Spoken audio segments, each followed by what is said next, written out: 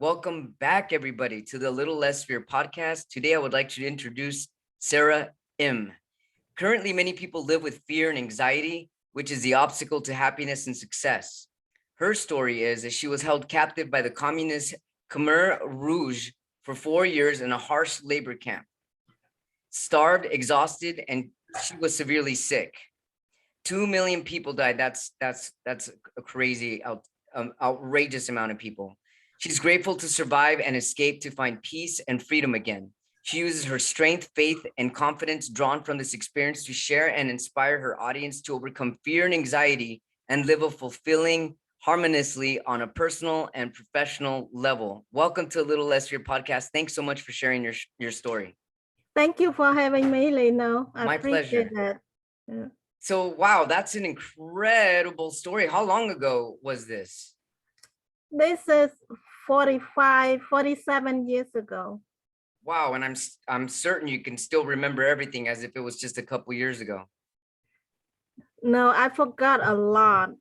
Oh, really? Okay. Yeah, forgot a lot. But during my time writing the book, this is my book. When I wrote my book, I had to think Oh, hard yeah. to bring back all those memory that I try to push away. So you try to push away the memories, and when did you realize it was time to bring back those memories to write a book? About 7 years ago. Okay. Yeah. So over 30 years where you buried it pretty much. Yeah, pretty much. Yeah, that's something that I think a lot of people would definitely want to bury. And what inspired you to write a book about it? Well, a lot of friends encouraged me to do it. And also I realized that some people still going through depression, hardship, and some commit suicide. And Yes. when I heard about that, I realized that I think my story might help them to have a different perspective on life. So that's the reason I want to help them. Yeah, thank you for that. And you're right on point with that. Suicide is so prevalent, and even more so nowadays with even kids as young as like 10, 11 years old. It's like suicide is everywhere. How did you manage to overcome everything and not become suicidal yourself? Well, I focus on the positive side of things.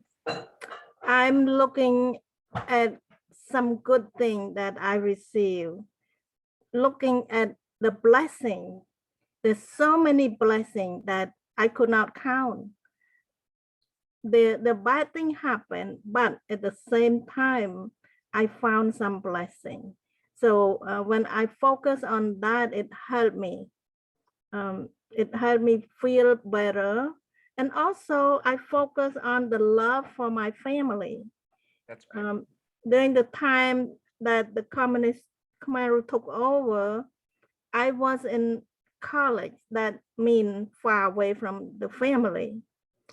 So for 4 years, I was completely separated, desperately separated, without knowing what happened to my family. So I realized that family is very important to me, and my love for them and their love for me, that's a bond, the tie that helped me to focus my thinking, focus my thought and my feeling on them. And I realized that my life, it's not just for me. My life is for my family. So I found that I have a purpose. The purpose of my life is to help out my family. So you were held captive for 4 years, and you weren't able to see your family at that time at all for 4 years, not even a letter, nothing. Nothing. We were completely shut down. There's no post office. There's no telephone of any kind. So I have no idea what happened to my family. and they have no idea what happened to me either. So when you finally did reunite with your family after 4 years, how did that happen? How did you get to reunite? How did you escape? How did you escape? I escaped. Well, I think God gave me the courage, because escaping is very dangerous. Yeah. And in 1979, the camp that I was in captivity, they pushed the camp going closer and closer to the jungle. And I want to go find my family in my hometown. And when they moved us to the jungle, I realized that's the wrong direction. I don't want to keep moving with them. So I gathered 3 close friends. They're all women. Asked them to go with me, because at that time I was very frail. I was sick, and I was just skin and bone, and I need some support. But I know I want to go. So I asked them to go with me, and they say yes. So we plan our escape, and we map out, and we know where the gods stand, and how we should walk. And so the jungle, it was very dark.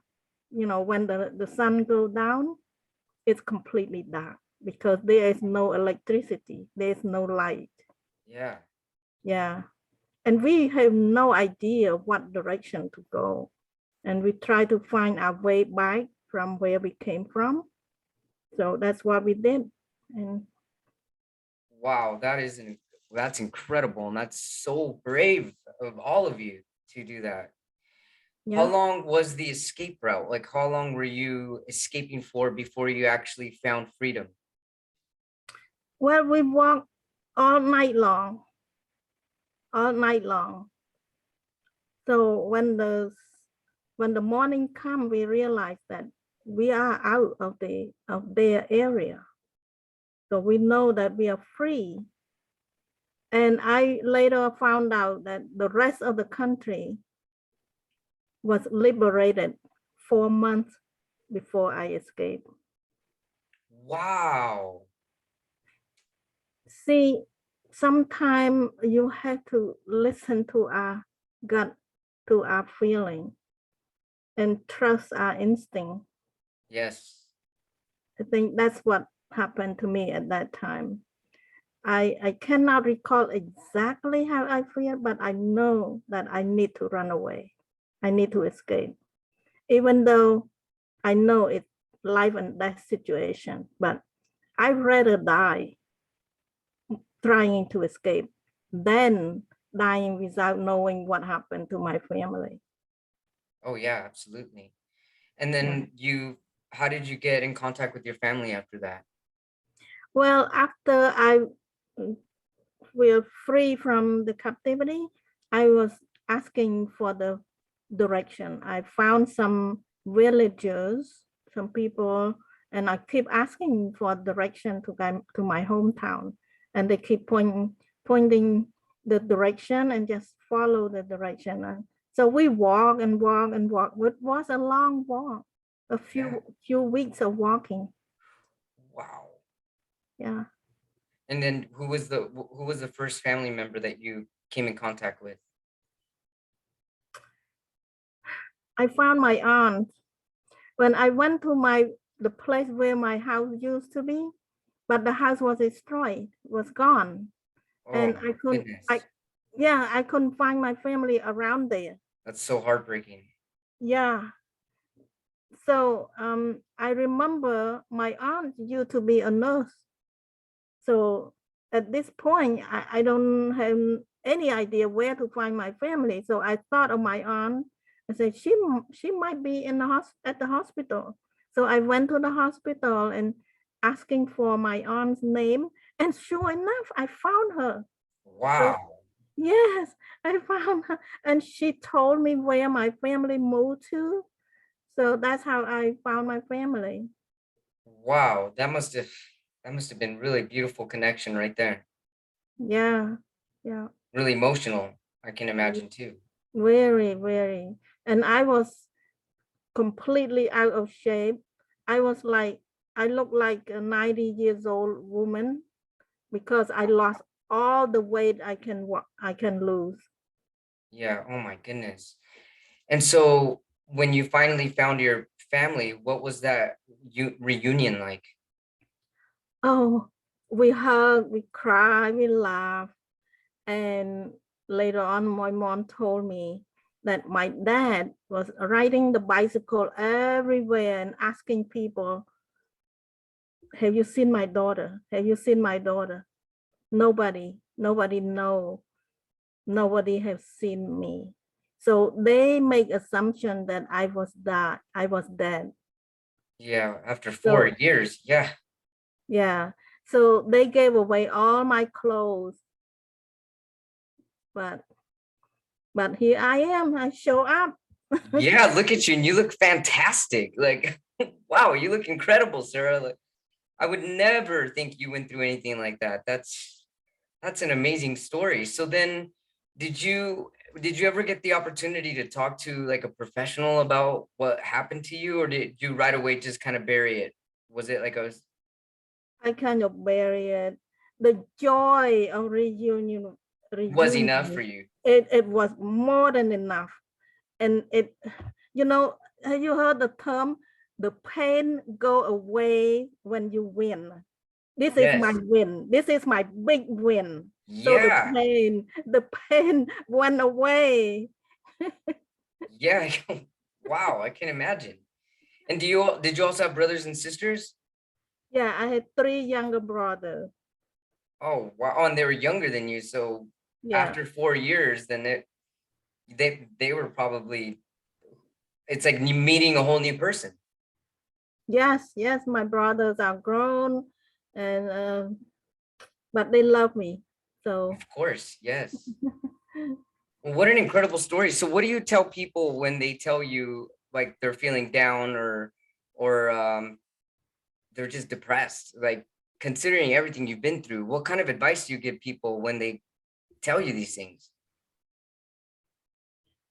well, I kind of asked them to list the inventory of blessing, inventory of good things that they have in life, because they don't realize how good they have. Yes, Yeah, we don't know until we lose it. absolutely. Yeah.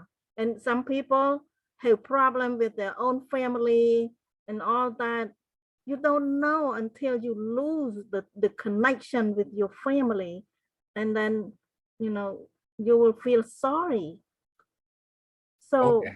yeah, most of the time after I talk, I heard some comment that they they make better relationship with their family Yes. because of my story. Because love can save our life in a hard time. Oh yeah. Yeah. Because if we fill our heart with love, the hate, the resentment, the darkness disappear. It does disappear. Definitely. Hurtful of love. Yes. Yeah. Sarah, did you ever think when you were in that harsh labor camp, did you ever think that there was a possibility maybe you wouldn't make it? You No. knew you were gonna make it. You knew deep it down inside. I was very naive. I was naive. I was really sick. I had 3 or 4 disease at one time. I was so sick, and at one point I was about to not being able to breathe more. My neck breath. My close friend told me, you know, don't take a nap, because I realized some people, when they took a nap during the day, They don't they wake didn't up. they did not wake up. They don't have enough energy to wake up. That I was at that point was so exhausted and so sick, but my willing to leave just pulled me through because I was not about to give up. Um, there are a lot of people who just give up because dying is easy at that time. When you reach that point, just let it go. Just let go. Let it go. It's easier than try to fight, try to survive with a struggle and pain and suffering. But I did not want to give up. I'm glad you didn't give up, Sarah. Thanks for not giving up. Me too. Me too. So then you wrote the book. What's the title of your book? How I survived the killing fields. Wow, that's a powerful title. How you survived the killing fields. Yeah, it's a story of hope, love, and determination. That's excellent. And how long did it take you to write your book? It's probably 6-7 months. Yeah, it's a short book. Not much. I cut down a lot of stuff that is just fill the page. I don't just want to fill the page. I want just to write straight to the point. Straight to the point. And when you say straight to the point, you mean exactly what happened, how you got there? What do you mean by that? Yeah, yes, just direct. I don't describe too much about this and that. Not wondering too much. Okay. How did it feel for you when you were writing the book?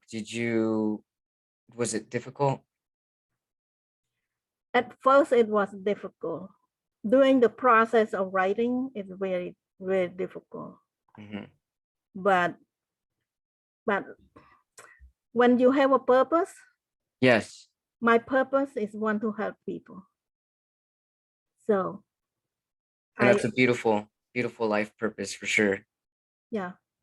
And when you So were complete with the book, when you finished it, did you feel relieved? Did you feel like even more better than you did before? yeah, yes. And when I speak, I feel fine because I deal with the writing, deal with Yeah. my emotion during my writing. Right. So when I speak, it doesn't bother me. It doesn't choke my throat.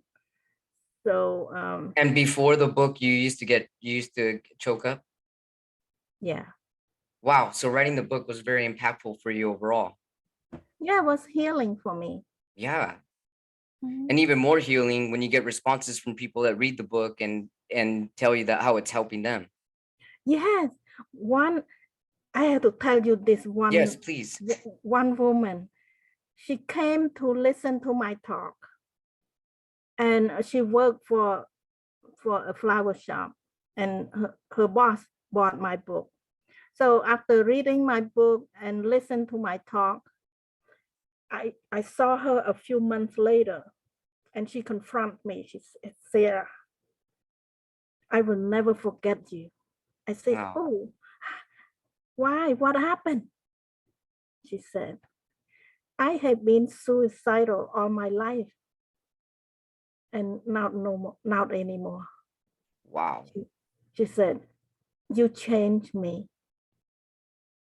So with that, I'm satisfied. I'm satisfied that, yeah, God put me through this hardship for a purpose. Yeah, you're saving lives now. That's an incredible purpose. Yeah, yeah. And where have you been speaking out about with your book? Have you've been like going on podcasts, you've been going around town? Yes, I've been speaking at the beginning. I spoke at the Rotary Club, Kiwanis Club, the networking meeting, the church. I spoke Oh, excellent.